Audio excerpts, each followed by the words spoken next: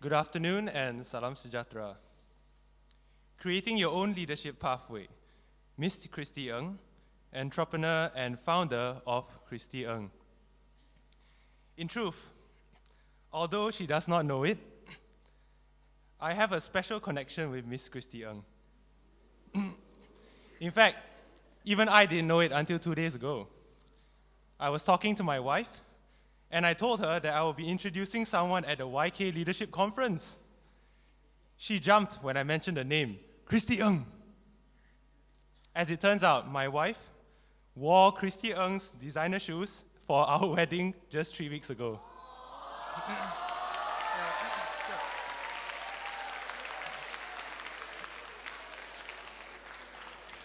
And so did her sister for her wedding.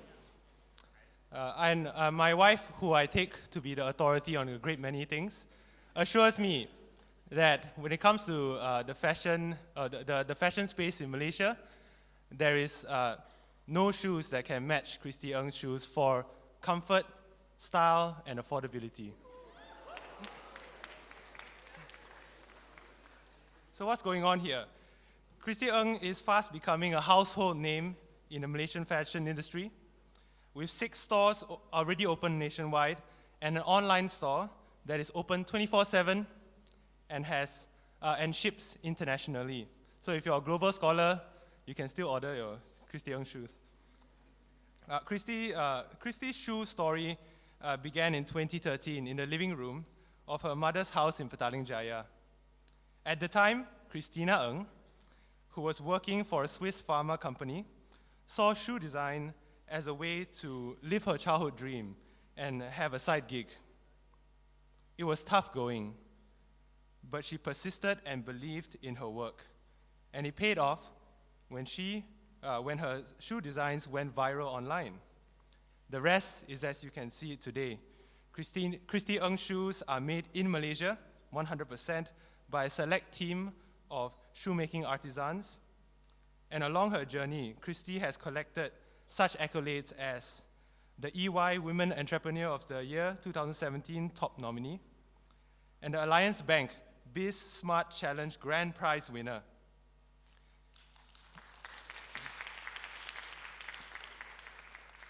Miss Christy Ng, in your case, it is clear to see that the shoe really fits. And so, let us put our best foot forward and welcome Miss Christy Ng.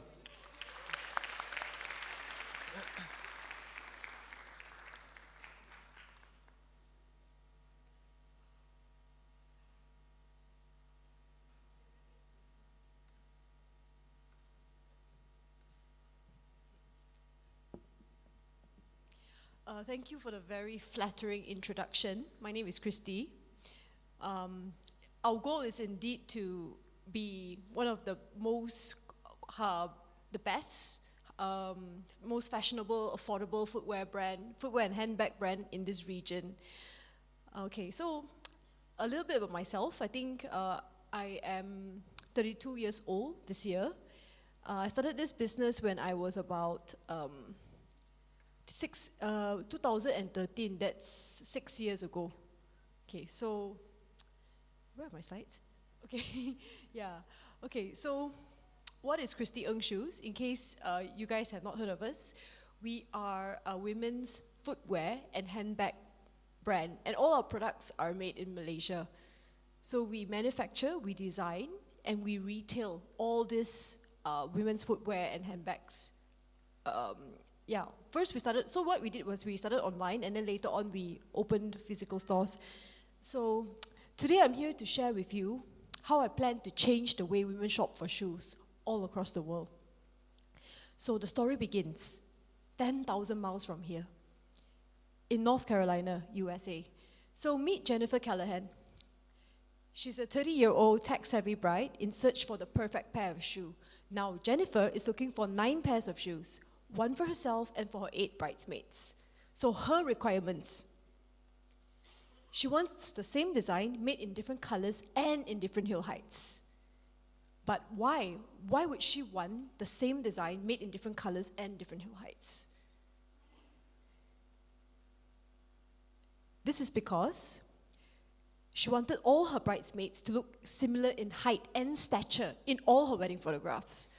So this scenario illustrates the complexity of today's modern day consumer.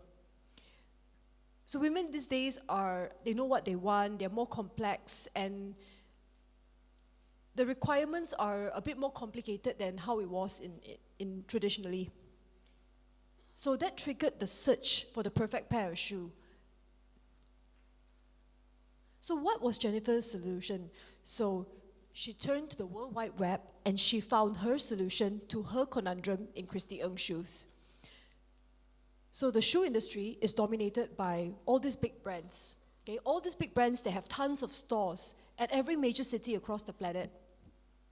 But yet, Jennifer could not find a shoe retailer, not even in a big industrial city like North Carolina, who could cater to her specific requests.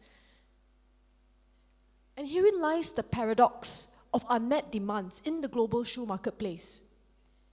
So there are so many unmet demands everywhere, and you cannot just walk into any retail store and request for a custom-made pair of shoes. It just does not work like that. You can only rack off what's readily available in all these shoe stores around the world.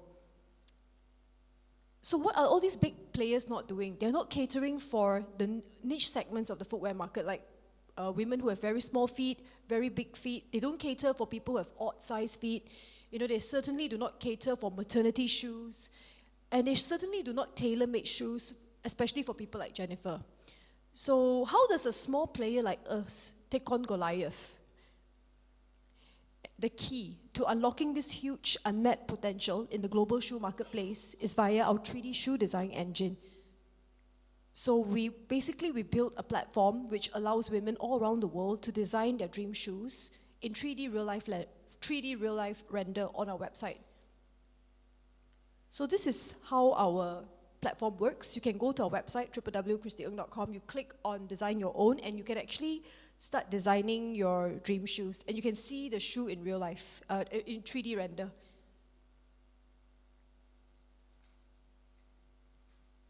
There's a video here I need to press with. Okay, the video is not working, but can you press play on the slides? Can you play the button? Yeah, there's actually a video. This is a PowerPoint slide. Okay, basically, never mind. If you go to our site, you can actually view the shoes. You can actually rotate it in 3D real-time render, and you can change the colors on the body, the heel height, the adornments. And basically, we allow customers to design their dream shoes with over 1 million possible combinations. We have far more options than any single brick and mortar store on the planet.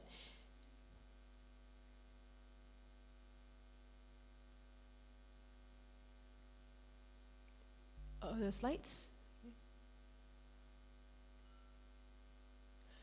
Okay, so basically, when we started, we didn't have money.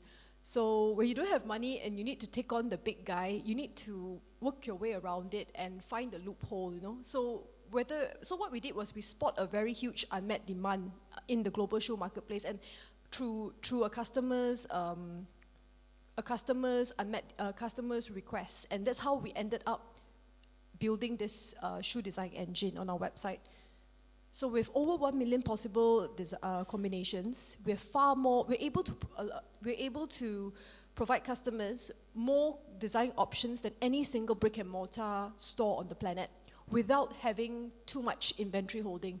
Because when you're a small company and you need to compete in this huge red ocean and you don't have capital, stock requires a lot of financing, a lot of capital, and being a startup that we were back then, no bank would lend us any money.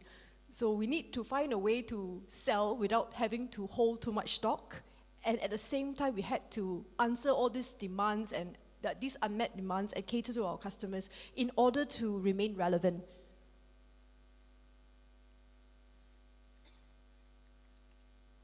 Okay, the slide's not working, so it's okay. So basically,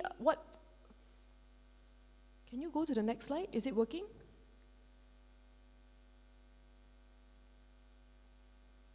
Yeah, so we needed to cater to all these unmet demands. So yeah, so that's how we developed the 3D shoe design engine. And I wanted to show you a picture on my slide, which I think. Okay, so how does this story end?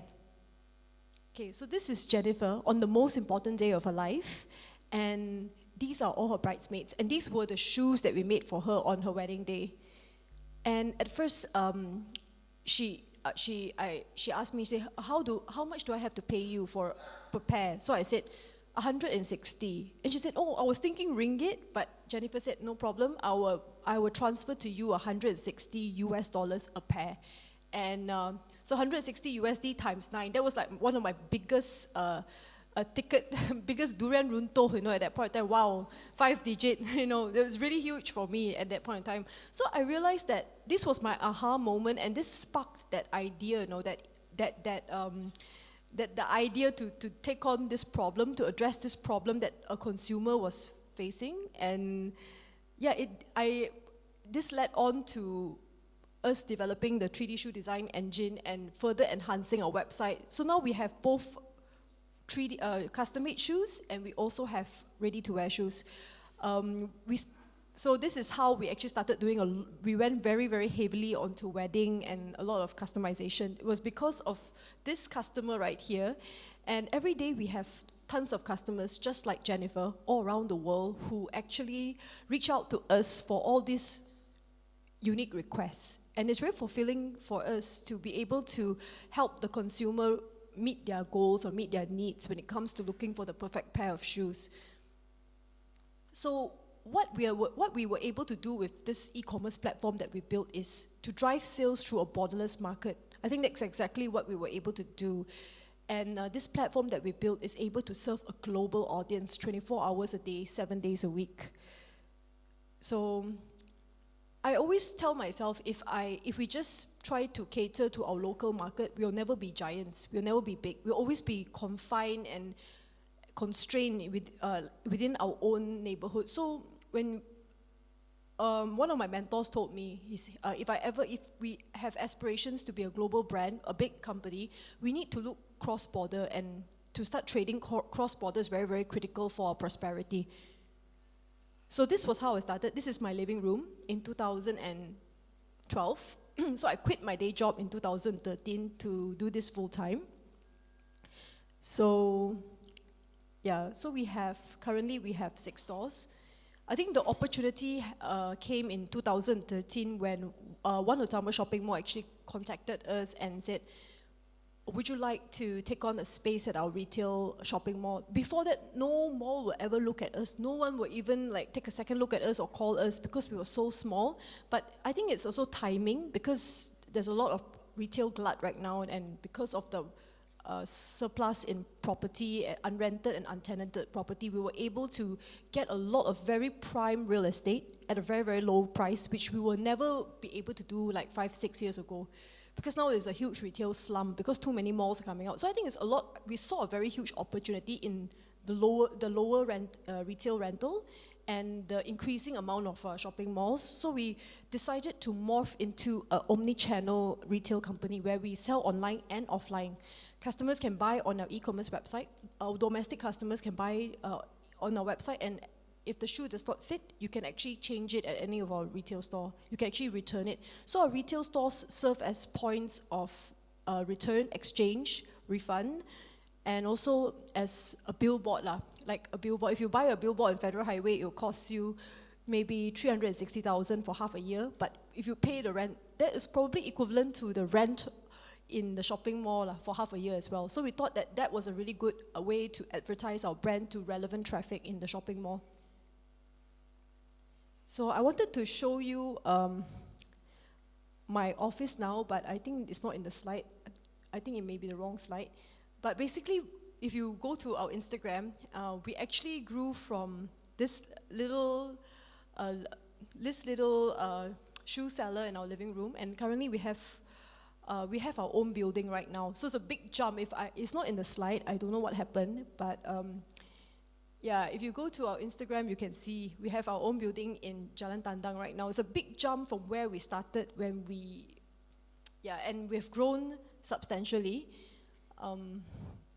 So I guess what I'm here to share today is, I think if you're able to identify an unmet demand in the marketplace, and if you're able to solve a consumer's problem, you will be able to definitely prosper. Yeah, so that's my story. So I will open the floor to any Q&A if you have.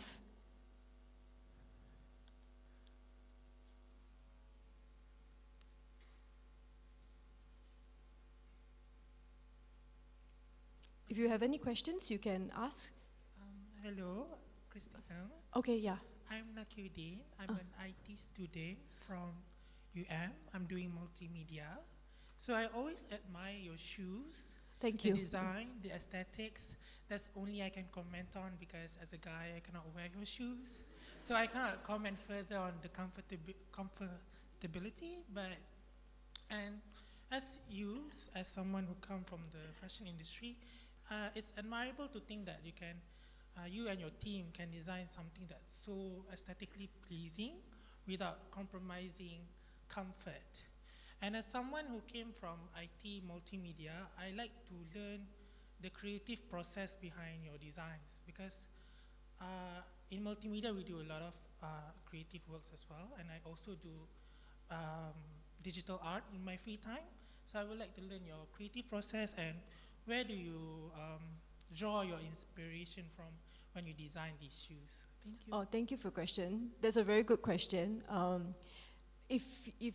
Actually, I'm not a trained shoe designer. I did not study footwear, or I didn't study fashion. I'm actually a scientist. I actually did seed technology. So how I operate my business is very different from any other fashion designer. We are very, very data driven. We're very, very analytical. We look at our past purchases. We look at sales performances of each individual product, based on color, based on type of SKU, based on size, based on design, and we break down all this data that we have from all our customers, like what sells better and what doesn't sell. And from the data, we know like what colors can do, what colors sell. Based on sell-through rate, we know what can sell, what cannot sell. And then from there, we go back to the drawing board. And so how we draw our inspiration, first we look at the trends, like we'll look at trends in all the main fashion capitals in the world, what is happening in the West. And then subsequently, we will also look at our local buying patterns and the data from our local sales. And then from there, we will come up with a collection. A lot of trial and error. Along the years, we slowly know, like, okay, what can sell, what cannot sell. After doing it for 6 years, of course, we try to take whatever that's trending or fashionable in the West, and we try to make it more, we give a little bit more local flavor to it. Like, for instance, we look at what silhouette sells in the West, like what is in trend this season, what kind of shapes, and then we sort of like Asianize it a bit to cater for the Asia Pacific market, because our custom-made shoes, they cater a lot to Westerners. But for our local market, the locals still like to buy our ready-to-wear with some amounts of customization. So the design process, so we will go through, and then after we come up with my team and I come up with a series of design.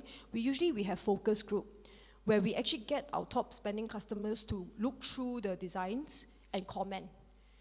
We work very much like a scientist instead like a fashion designer, because most fashion designers, they just do what they like. They don't really consider if the consumer will buy it or not, because we produce our products in very huge quantities, so we cannot afford to make any mistakes. So there will be a process where we will go through all the designs that my designers come up with, and we will also consider the past sell-through rate and all the data that we have, and then followed by around a focus group.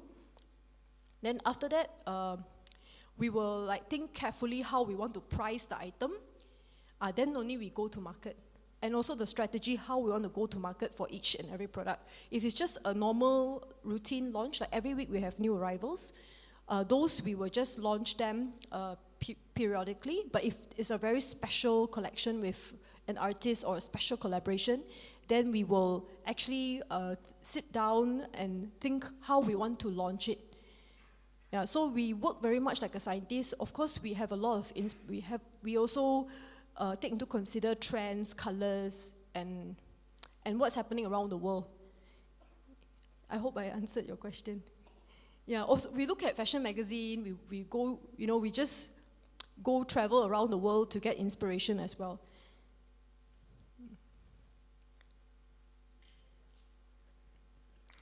You have any more questions? Any more questions? Hi. Oh, Okay. Yeah, can you please. go first? Okay, ladies first.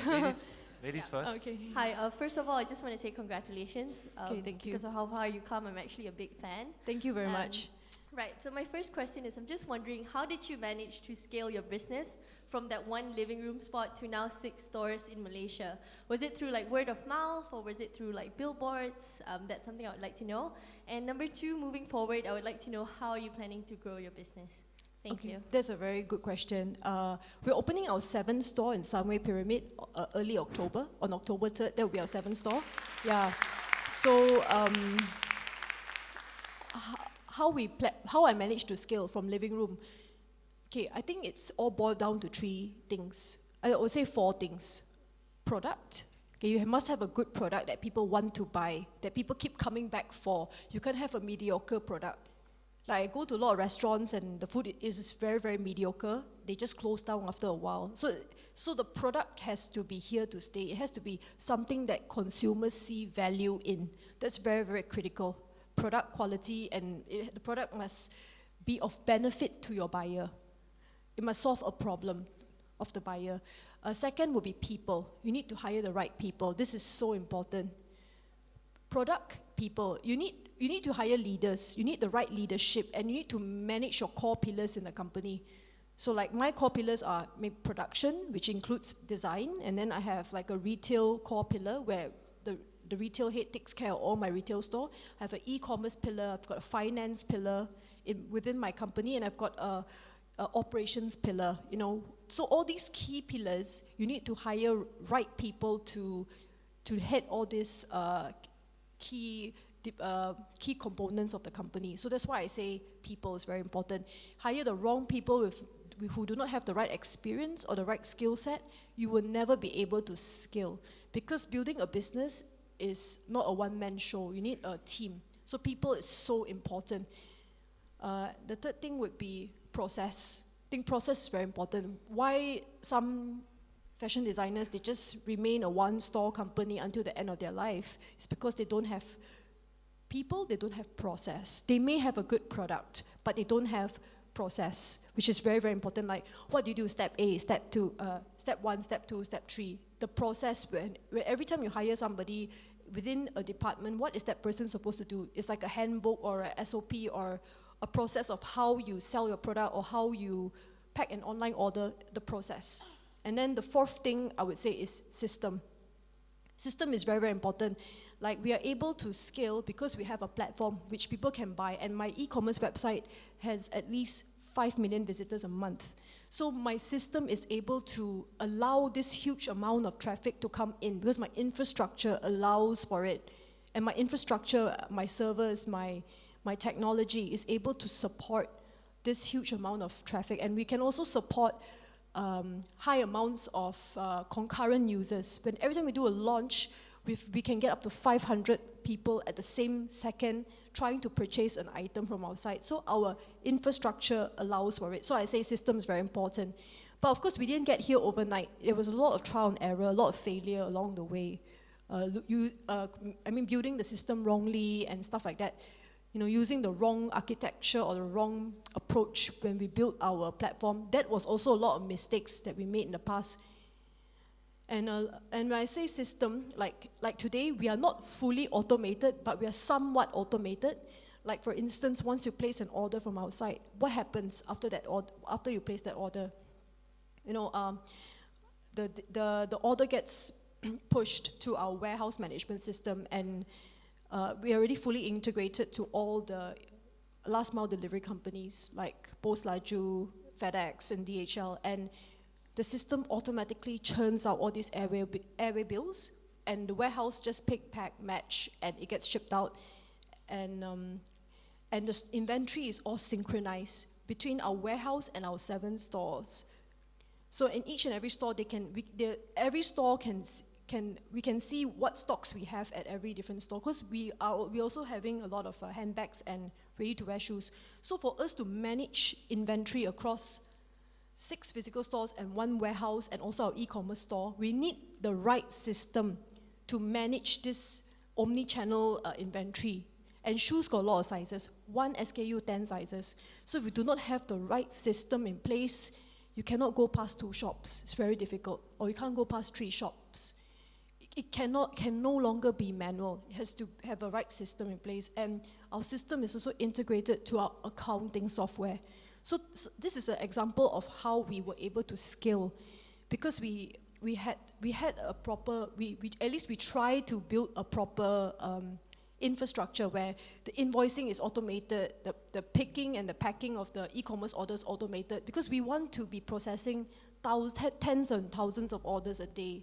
If all this system is not in place, we will not be able to cater to high volumes of sales. So it's people, process, product, and system.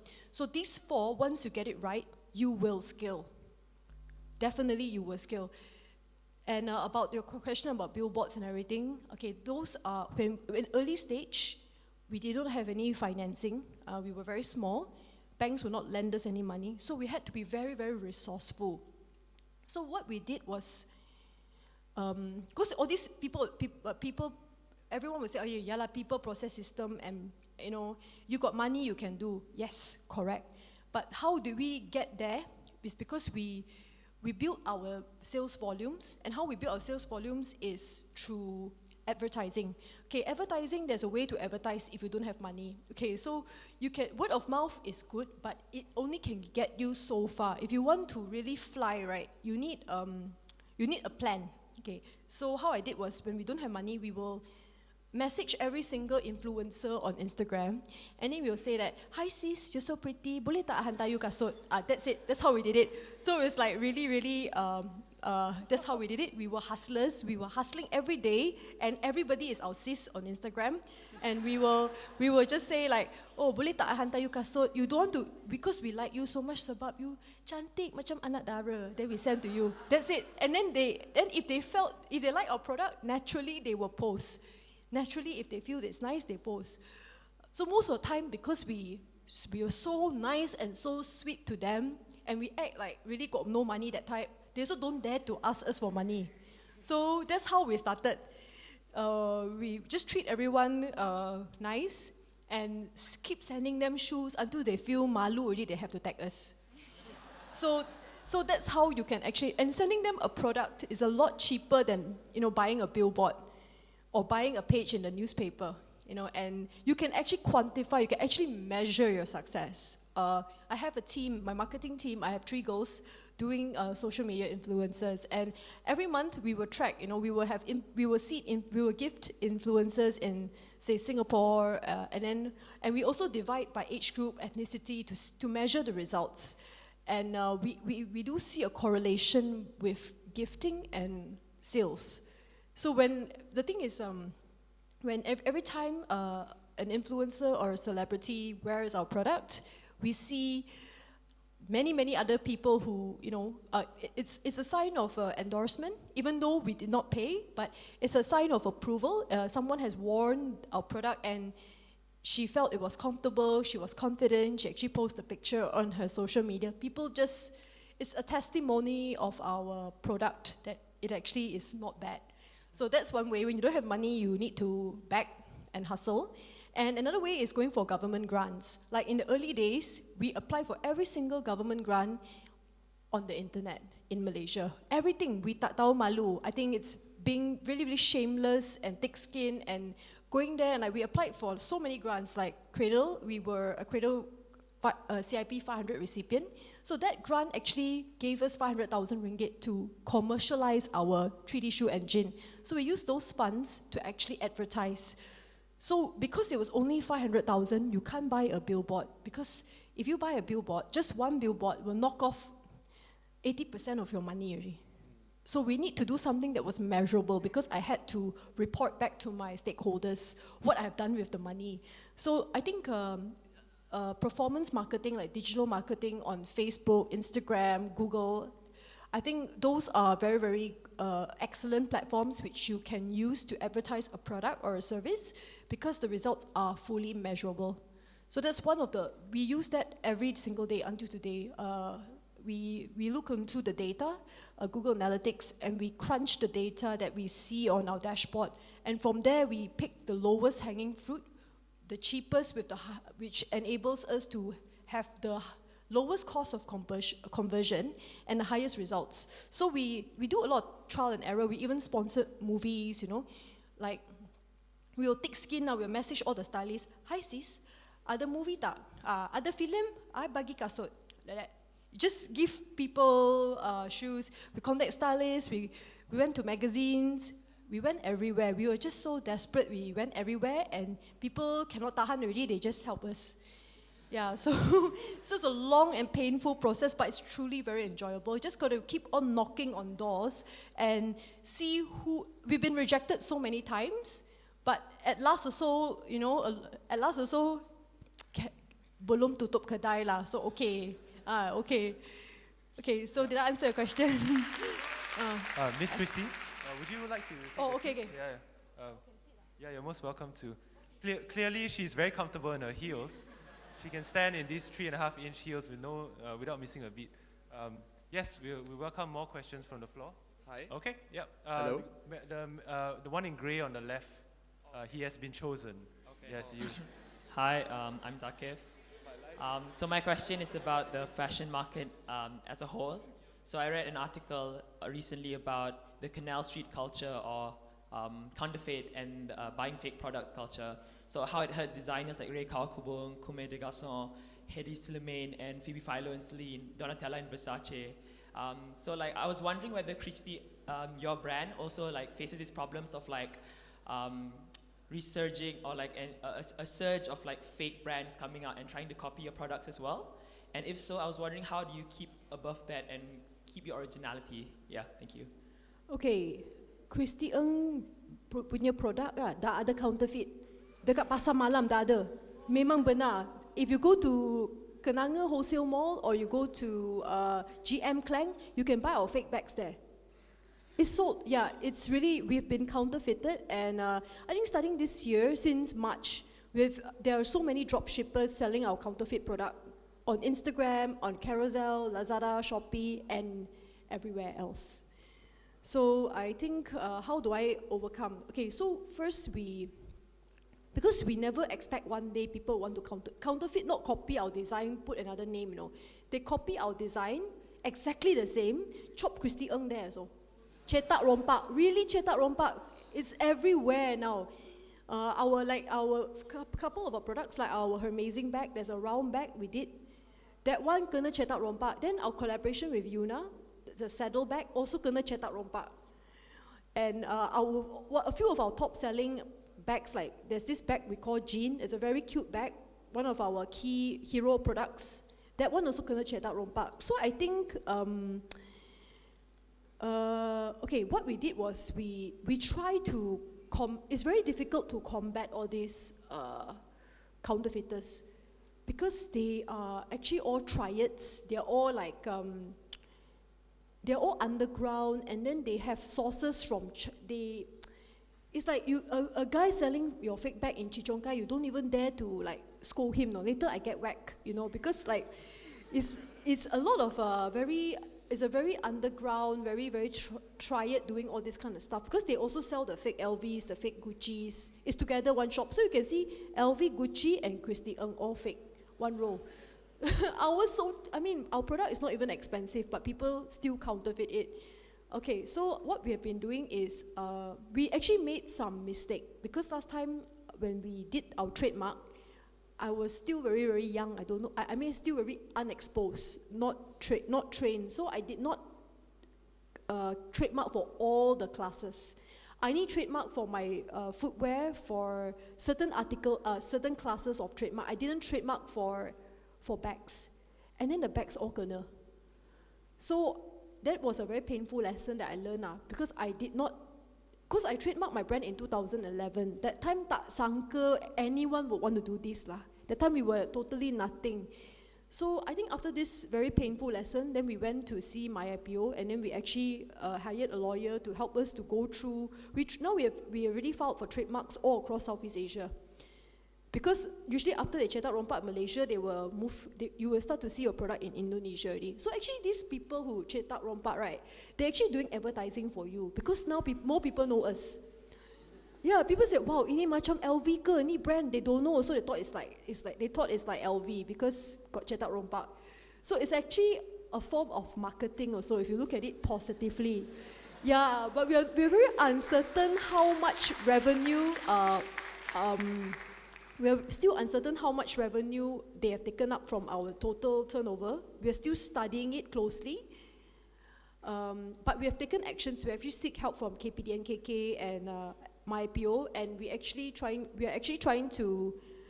investigating the source, and hopefully we will clamp them down very soon. But I tell you, right, a lot of my friends who kena cetak rompak, they clamp down this factory, another factory pop up. They clamp down this factory, another one pop up, and it's all from Vietnam, from China. We have to go to China and clamp down the factory in China. It's very difficult because the source who's copying all our products are all in China. And it's like a cowboy, it's a wild, wild west there, and there's no law, there's no law. And so I think what we need to do, how we are combating this internally, is we are trying to make our products more distinctly, because we also buy the cetak rompak and put side by side and compare lah. Because I also worried lah, what if the cetak rompak quality better than mine? Then what, I die, man. Yeah. So at first I was upset, but then after that I buy all the cetak rompak, I put next to my original, that I look at it. So it's also a wake-up call for me to make sure that my standard is distinctly and significantly better than the cetak rompak. Or no, I'm not giving value to my customer. If my customer choose to buy my cetak rompak, means that my product not very good lah. Cetak rompak also about the quality. So I challenge myself, I take it positively as a challenge to make sure that it's a huge difference. The price I think you buy our fakes, right? I think about 80-90 ringgit, one handbag. Our original is about 180. So it's about 100 ringgit difference. So we need to make sure we give like $300-400 difference to the customer value, to make sure customer won't even think of the fake. But actually I know who is copying all our bags in China. We got all the details of the company who is distributing our fake bag here, but we are still pending action from the government because I have some issues with my copyright. Then I'm still pending some feedback from the authorities before I can pursue the next step of action. Yeah, so we will take a couple action. We'll take legal, a civil suit against the perpetrator, and we'll also seek for help from the Ministry of Trade to clamp them down. So we're doing a full 360 approach, and at the same time, I tell myself, must make our product good. Don't wait one day the cetak rompak better quality than me, I'm dead. So this is what I tell myself. So you can be assured that if you buy our product, our original product, it is of far superior quality than the fake. So it's up to the consumer. Consumer is the boss. They can decide what they want. So take it as marketing and don't take it too hard. If I take it too hard, then mati awal. So just take it easy. Yeah. Thank you very, very much. I think we have a lot to learn about from your positive, but also comprehensive and really rational approach to all of this. I think that's really great. We have a few more questions from the floor. I see a couple of ladies over there and a couple of gentlemen over there. Take your pick. Oh, go ahead. Okay, right. Maybe him first and yeah. Hi, I'm Nash from the University of Reading, Malaysia. I do finance and business management. So my question is, earlier you mentioned with a small inventory, you were able to run your business. My question is, with that small inventory, what was the logistics you did in order to make do with such small inventories? My second question is, beyond your digital marketing that you mentioned earlier, what other promotional strategies you use to build up Christy Ng as the brand that it is now? Thank you. Okay, so, have you ever been, I don't know if you've been to this, if you go to, I don't know, Go Noodle Shop, you all know or not, this restaurant selling noodles. Okay, basically, so basically you go to the restaurant, there's a whole list of food that you can order on the menu, but the broth is all the same. If you order squid ball or chicken ball or beef ball, it's all the same broth. And even if you order mee or kway teow, the broth is all the same. So that's exactly what I do. So that's exactly what I do. It's the same template, the same components to be recycled. Among all the different SKUs. That's how I reduce my my inventory risk. So logistically, it's also very convenient because item A can be applied in 10 different shoes or 100 different shoes. It's like you go to the store, you order the noodle, whether you order kway teow, mee or whatever, the broth is all the same. And then they give you the same toppings, which the coriander, the spring onion is all the same. So we are something like that also. We do have certain variables, but most of the components in our 3D engine are all recyclable. If I don't use it for shoe A, it will be used on shoe B. If I don't use it on shoe B, it will be used for shoe C or D or E or F. So if you go to a restaurant, you order pasta, the toppings, the pasta is the same. And sometimes you see the topping is all the same, but they just change the ingredients. Some got chicken, some got beef, some got lamb. So it's something like that where we make it seem that there is a lot of possible options, but actually we already templated the options that you can choose. So if you go to my site, when you click on design your own, you can see there are 9 templates there. So we already locked the template already. That controls our logistic risks and our inventory risks. So you're just changing the color, and the color that they choose, right, we have it readily available. Some of it we don't keep that time. As and when we need, we go to the supplier and buy the material. And those materials are like evergreen materials which are available 365 days a year. If supplier A don't have, supplier B will have. Supplier B don't have, supplier C will have. So basically, we cleverly choose material options or fabric options where it will be available 365 days a year. If this supplier kaput, another supplier will be able to supply the same thing. So we don't have much risk when it comes to, even though got 1 million combination, but we don't have 1 million fabrics with us. We're actually very asset light at that point of time. Yeah, so it's like Lego lah, but making sure that you use the same components across the whole spectrum to maximize one component usage. Like if you see my bags, right, if you notice, right, some of the zip, we use it for every single bag. Or the buckle, we use it for every single bag. For shoes, right, the lining, we use it across the board. We use it for whether it's a flat or heel or whatever, the lining is all the same. The material we play around. And then if you go to our store, you don't see that, you see the shoes are plain, then the ribbon and the lace are all there's a place where you can pick. The shoe is the same, but you can just change, you want big ribbon, small ribbon, big flower, small flower, but the base is the same. So that's how I manage my logistics nightmare. Yeah, I hope I answered your question. Yeah. Perhaps one of the ladies, they've been standing for quite a while. Oh, okay. Yep. It's okay, no worries, It's all right. it's cool. My name is Diana, and I'm a final year student reading material science and engineering. So with the advent of environmental awareness and kind of just like, what's the word? Being more like socially conscious, how do you foresee the fashion industry tackling its social responsibility towards things like fast fashion, consumerism, and trying to ensure that products are made more sustainable? Yeah. Okay. I think that's a very good question. We are also doing our part to opt for more, as a manufacturer, we are also doing our part to opt for more sustainable materials as well. Like now, even if you go to China and buy materials from the shoe market, they have a section where they tell you these are all recycled materials.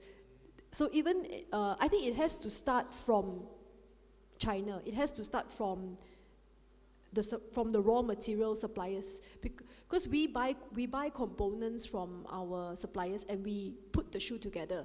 So I think what we can do as a manufacturer is to always opt, whenever we can, to buy only recycled or sustainable materials if we had an option. But sometimes, very sad case one, no option. You don't buy this, you cannot make. So we try our best to source ethically from like all our factories, all our suppliers. We make sure they have a BCSI certification, which is a standard where they don't use child labor. They actually have a proper waste disposal. They actually have a certain level of ethics when they do manufacturing. So we all our suppliers are BCSI certified, and we always try our best to opt for environmental friendly materials whenever possible. Yeah, and our shoes last long. Our quality is good, so that also helps the environment because you don't have to change too often. So, yeah, it's hard. It has to start from China. They have to be the ones who take the lead and produce more, use more recycled material, and then the world will slowly follow. But I see it as, I think it's getting better. If you look back 5 years ago, don't have. Now, when you go to all this material market, there's always a sustainable option. Yeah.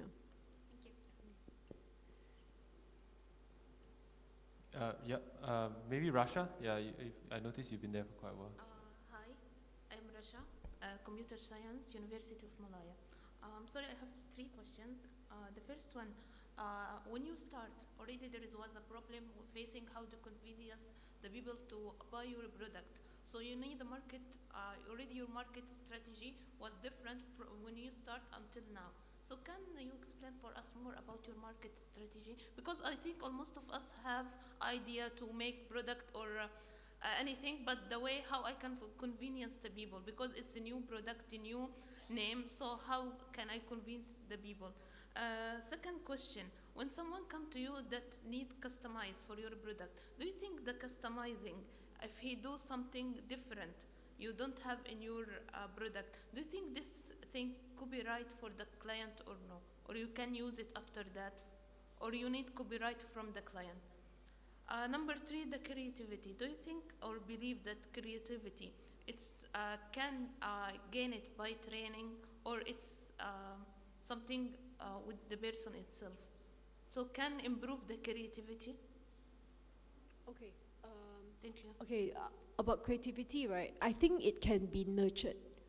It can be nurtured, but I'm not stereotyping, but I do, when I hire people, I do see a very distinct pattern. Those who are from Chinese school, from Chinese medium school, like Chinese school, they learn Mandarin when they're younger, and they also went study, and they also go to like those Chonghua High School, that kind of thing, right? They're more rigid, based on education. So I think it's the education that makes the person less creative. That's how I see it. It may be stereotyping, but that's true. And I tend to see those who are from national school, they tend to be a little bit more creative. From Kebangsaan School, if you talk about my creative team, right, they're all from Kebangsaan School. None of them are from Chinese school. Because the Chinese school students, they tend to be very strong operationally and mathematically, finance. They're very good at numbers, and they're very good with structure and process. Whereas the Kebangsaan students, right, they are more creative. They are more out-of-the-box thinkers. And of course, I do see that overseas graduates, they are a little bit more creative because probably of the exposure. So, but to answer your question, creativity can be nurtured. If you're not a creative person, you can be trained to be creative because it's the education that makes us, that molds us to be what we are today. Yeah, I am from a Kebangsaan school, and I see a lot of more of my friends doing arts and design, and whereas those from Chinese school, they always do accounting, finance. Those are the things that they like. They're nurtured to do. So, how to be a more creative person? I would say you need to be a little bit more open-minded and be daring to try new things, gain more exposure, mix with more people, travel around more, and you will slowly, I think creativity also comes with exposure. The exposure to the subject matter, and also your circle of friends. That also impacts how creative you are, your environment. And that's the first question was a new brand and how to market. Okay, the first year, the first year is very, very tough. So the first 3 years actually is like, is suffering in hell lah. I mean, it's really, really suffering. I can't kid you. It's not, I wish I could say it's easy, but it's a lot of luck and a lot of timing as well. Okay, so how you can actually put this through a matrix lah, to make sure that your chances of success is higher. Okay, first of all, people want good story. If you are an unknown brand, people always want a good story. Like the first time when I launched this brand, how did I get my first newspaper coverage? This one very interesting. I was at a hospital during World Diabetes Day, and it was the time I was still working in my previous company. So there was a reporter sitting next to me. So I said to her, I'm actually selling shoes. Could you help me? I need some exposure because I'm a new brand. Can you cover my story for me? Then she said, if you want me to cover your story, I need my editor's approval. It has to be a compelling story. It has to be interesting. A story that people would want to read, would want to know about. So I think storytelling is everything, especially if you're a new brand. You have to come up with a really, really, really good brand story. Because this story thing, like how I started, in my living room. And then I brought the reporter to my living room, she was from Star, I brought her to my living room. Stranger, from hospital, I bring her to my house, just like that. Very daring last time. Nothing to lose, young and dangerous. So I brought her to my house. She said, wow, first time I see people sell shoe in the house. Hey, but lah you? I say, can take some picture lah, cover for me. Okay. Then take picture. Nobody sell shoe in house, only you are one of a kind. I say, I got no money, very poor thing, you see. Help me lah, Then my mom was there. Say, you see, her father have to wash aircon every day, huh? We sell shoes so hard. One shoe only earn like 20, 30 ringgit. Very difficult. So she wrote a story. She said, so from there she crafted a story for. She wrote about us, like how I started. My father washed aircon for a living. My mother housewife. We need to make ends meet. And I need to pay back my PTPTN loan, so I need to work really hard. So she actually wrote she wrote a story about that, and like how we came from a very poor family, and how I actually hustle from my living room and try to sell all these shoes. So I think the readers found it very, very inspiring. The time was in 2011. The readers found it very inspiring. So she passed the article to her boss, the editor. Is a national section of the newspaper, which is the first 4 pages. So her boss see, wow, this story quite inspiring. Next day, come out main page, front page. I also shocked on my life. It's like strike lottery. You buy lottery, you strike. So I would say it's luck. So she interviewed me, and I expect it to come at like some random small column somewhere in the paper, but it came out on the front page. So I say, hey, slow news day, you put me in front. No, your story very good, my boss like it. Okay, your boss like, then come out front page. Next day, 10 other newspapers published the same story and took the same pictures, and it was syndicated all across the press. So I think we came out in like 30 different publications within that week. From a nobody, because I guess the people were really engaged with the sincerity of the story, because it was a real story about our struggle, how I started, and I started in my living room, and I didn't have any resources, but I'm determined to sell shoes, and I think that picture that you saw, I think that won the journalist over, and she was so determined to cover our story. I think the sincerity, timing, I met a person, can follow me from hospital to my house, stranger, I think I was thick-skinned enough to ask when I saw, okay, you work in Star. Okay, hey, want come my house see shoe? Oh, really? Okay, come. Really damn random, I really just met her. She's sitting next to me. I say, hey, can you follow me to my house? She also go follow me to my house. So that girl also, and until now we're still good friends. She's still working in the Star, and I think she wrote my first article, and that really snowballed us to, it really got us a lot of coverage. So to answer your question, you need a good story. Story really sells. You need, and then of course the good value proposition. Because a good product always spreads by word of mouth. And then when people see your product is not bad, and you're trying very, very hard, they pity you and then they help you. I think it's about asking for help. And then after that, I thick skin. I go around, hey, you work in this TV station. Hey, can help me. Can help me. Thick skin. Just keep asking. Even though I got rejected so many times, 1 or 2 jokers helped me, and that's enough. So that actually gave us that big push. And then like you say, we were unknown. So one day, that time I already got office. Shahizi Sam and Shatila Melvin, they actually came and buy shoe from us for their wedding. So at the time, I don't know who they are. I don't know who is Shahizi Sam that time. I really damn bodo one. I don't know anything. Then my colleague say, you don't know who is this? Damn famous one, blah, blah, blah, blah, blah. They say, okay, famous, okay, I go approach. Hey, I know you are famous. Can you help me? Yeah, I really don't know. The time I totally, everything also don't know. Then my colleague take out Instagram. Hey, you're damn stupid. Look at this Instagram. Got so many followers. That time I don't even have Instagram account. Then I straight away buy iPhone, go and download Instagram. Really outdated to the max that time. Then from there, every day playing Instagram until now. Because I know that if I don't go to Instagram, I cannot grow my business. So yeah, so I met like a celebrity that said, would you like to work with me? Can we come lah, you promote for me lah, we work together. Then I go and bodak until I get it lah. Like that. So another key learning is last year, because I'm a big fan of Yuna, I follow her music. So I was following her on Instagram. Then one day, nothing to do, midnight, I think about 2 o'clock, cannot sleep, restless, got insomnia. So I just texted her on IG. I use my personal account, not even my company personal account. I go inbox her, I PM her. Hi, I'm your big fan. I hope one day we can work together. She go and reply, yes, let's work together. That's it. So, okay, when you coming to Malaysia? Then she write, okay, I'm coming back. We meet up. I go to your shop in 1U. I go to your shop. Then she came back, I think a couple of weeks after I messaged her. She went to, at first I thought, maybe just layan, don't know whether it really happened or not. Then she went to my store and then she bought my shoe and then she take picture and she sent to me. I said, voila, jackpot. Okay. So after that I messaged her, hey, come on, let's go out, let's meet, coffee, like that lah.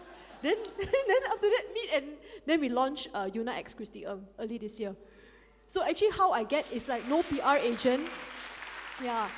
I have no PR agent, I got no PR company. I just use my own Instagram and hey sis.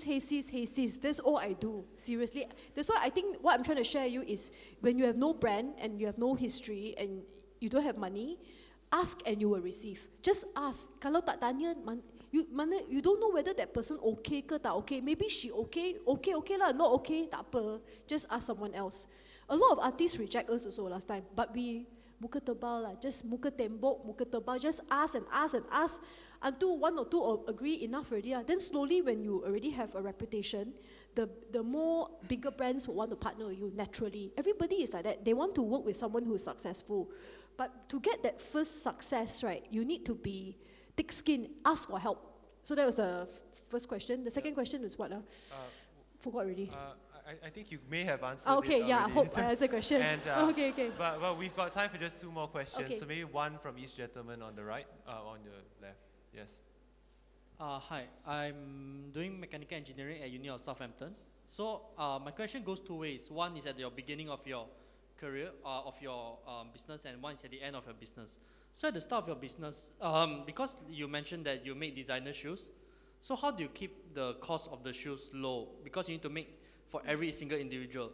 So when you are at the peak of your when your business is at the peak, meaning let's say it's somewhere close Versace, let's say, right? So do you think your business model now, which is to make designer shoes, is it still viable at that point of time, or are you going to make, or is your business plan going to be the same as Versace, where they just brick and mortar, just like that? Yeah, thank you. Okay, frankly, consumer spending behavior is changes very, very, the behavior of the purchasing behavior is very, very volatile and very unpredictable sometimes. To answer your question, how I reduce the cost per unit is by economics of scale. The more I produce, like one SKU of handbag or one SKU of shoe, we do 10,000 units. Definitely, we have the economics of scale. We're able to have better bargaining power with our raw material supplier. We're able to get cheaper cost per unit for my raw mats, for my components also, that works the same. We lower the cost for all our components and raw mat across the board because of our 10,000 units per SKU. When we started, we actually spent a lot more because we don't have the volume. So for manufacturing with volume, you lower the cost per unit. So that's why we keep opening shops, because when we keep opening shops, we're able to distribute and sell, and we have a much larger sell-through, more efficient sell-through. And this in turn helps to lower my cost per unit. Because, I'm also battling the rise in labor costs. When you employees, you cannot, every year you have to give bonus, you have to increase people's salary. Cannot be like, you work for me, every year salary get lower, cannot, right? So it has to come from efficiency in manufacturing. That's why I say process system. Your processes have to be really efficient to avoid wastages, to speed up manufacturing lead time for our products. So that's how I save time by automation, machinery, by improving my processes, and also my economics of scale. That's how I lower my costs. And we are not Versace. We are not a huge, like a luxury designer label. We are more like, I would say we are more like Uniqlo, I would say. We are affordable, we have a brand, and we have interesting products which are good for the consumer. So we are more mass market, okay, because Malaysia, 32 million population, okay, my immediate market is Singapore. Singapore also we makan already. Not they makan us, we makan them. 5 million population. Brunei, 500,000. So these are my immediate addressable market. If I were to price my product like Versace, I will never be huge because this is my immediate market. Yeah, I do. Of course, I do. I have a lot of exports to the US, but those are custom-made shoes. Those we charge premium, $160 a pair. Those we make for them one special pair just according to what they like. Also very cheap, because if you go to US and if Ang Mo do the shoe for you, 10 times higher the price, because Ang Mo ma. So for the West, right, for Westerners, when they buy our product, they find it really, really cheap, because 160 US, you can't get the white guys to make it for you, man. 160, their lunch is already work until lunchtime, go home already. They won't finish for you. Yeah. So So to answer the question, we are priced very, very competitively. We are not Versace. We are Uniqlo in terms of pricing strategy. We hit the masses. We give affordable price. So we have the scale. We can immediately hit the 37 million population across this part of the world fast. Because if I sell like Versace, this 37 million population, what is the percentage of women who can afford a $10,000 shoe? Some women can afford $10,000 shoe, but they don't want to buy. What for? $10,000 shoe or a few $1,000 shoe. So I would say that to build, for me, how I see myself building this sustainably is being a brand that can reach out to masses. So that allows me to grow cross-border faster. Because premium brand, there's a different way to do it, and we are not a premium brand player. We are mass market brand. So I think the direction, we are very clear of what we are, who we are. Of course, for premium brand like Versace, all this branded, right, they have their own strategy, which is very different from what we're doing. So I think when you do business, right, you have to take a mirror, look at yourself in the face, and you need to ask yourself, what am I capable of doing? What am I not capable of doing? Like, what are my strengths? Like, I know my strength is in pricing down. I mean, lowering my cost per unit. But with the extra profit, right, that I make, right, I improve my quality of product. I give my consumers something better. So people always choose me because, Chinese say "peng lang zhang," cheap, good, cheap, pretty, and good. So. Our philosophy is cheap, pretty, and good. So that's the way we do business. But it's just our model, our model. Yeah. Sorry, just to clarify the question, right? it wasn't like more like comparing with Versace. It was more like, if once you grow to a very big, a mass market, let's say globally, right, would making designer shoes still be a good option because you need to cater for a lot of people? Okay, we are still, the word designer is just literally means someone design it. So we have a team of designers we will be scaling to meet the mass market demand. Because currently our brand has 400 SKUs. Yeah, so I would say that when we say designer brand, we meant that we have a team of designer. Yeah, so yeah, we're still, it's just, the word is just a human behind it, and we will scale our design department according to the needs. It's not only me, one person doing all the things, you know. In the beginning, it was me, but now it's beyond myself. I have a team who helps with the product assembly and everything. Yeah. Okay, unfortunately, we only have time for one more very, very short question and a PD response. Yeah. Okay. Hi, my name is Ching. So my question is more to the process, like the system. So like, is there an increasing demand, the market demand for customization? Do you intend to expand not just the US, maybe to other continents? And then like, do you have like a end-to-end integration from the design all the way to the manufacturing? And how does embracing these like Industry 4.0 technologies help your business? Thank you. Okay. I see a growing demand for customization and personalization. In fact, in October, we'll be launching our personalization of our small leather goods and our handbags, where you can actually put your name on the. We'll be doing monogramming. So I see a demand for all this, because consumers, they like to go for something more sophisticated. That's how we differentiate ourselves from another bag seller, another shoe seller. We need to, so we are actually going on we are going further into the personalization route, and also by including monogramming on our products. And Industry 4.0, to be frank with you, I just got a few simple machine, and then we just stamp only at the moment. Yeah, manpower, of course with scale, I will slowly look into what I can do to automate all these processes. But okay, every time you automate something, you actually save money, because you don't need a human to do. Last time my order processing, I need 3 humans to do, but now no need human, because the invoice and the error bill just get with one click of the button, it gets churned out. You just need to send the invoice to the warehouse, and then they can start packing already. So along the way, sometimes when you want to scale a process in the company, right, you need to have volume also. Sometimes your volume is so little. Let's say my order is only 5 pair of shoe a day. No point I do all this automation, because automation costs a bomb. Every time I automate something like 6 digit above, just to build a middleware for the 2 different softwares to talk, all the middleware building and all the customization. Sometimes I have to pay for my, like to my account, to my POS, right? I have to pay for my maintenance of my API every month, my server maintenance. All this costs a lot of money.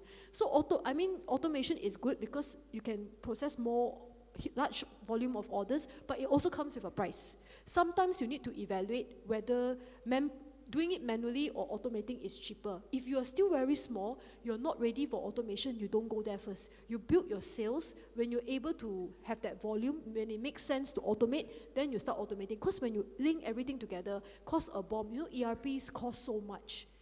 Yep. ERPs cost a bomb, Like I just had a meeting with Oracle NetSuite, and the kind of price they quote me for their ERP, right, can faint on the floor. What is the ERP? Enterprise relationship. ERP is like a brain. It's software. It's like SAP. Okay. Yeah, it's like it's the brain of the company. It does the processing, and the kind of data this ERP is able to give you is very different now. And of course, business intelligence, we're moving into BI as well, but we have a certain number in our head. Like once I hit a certain number of stores, like 10 stores above, I will start going on BI. Because BI, 1 month, my subscription, $6,000. So if you're a very small company, you cannot start saying like, oh, I want to get automation, I want BI, I want this, I want that. Sure, zaplap means die. Because you must have the skill to, the Industry 4.0, all this technology thing is very sexy, but you need to you need to see whether it's logic or not, because all these things are very expensive, you know. Now, maybe 10 years from now it's very cheap, but now technology is still expensive to me. So like all my server costs every time, so these are all the costs. You need to weigh whether it's feasible to, at that point, to scale or not. But of course, you need to have it at the back of your head. Once you reach a threshold, you need to go on the automation, or not, you cannot grow. Yeah. All right, thank you. That's all the time we have for our speaker, Ms. Christy Ng. Can I? Yeah.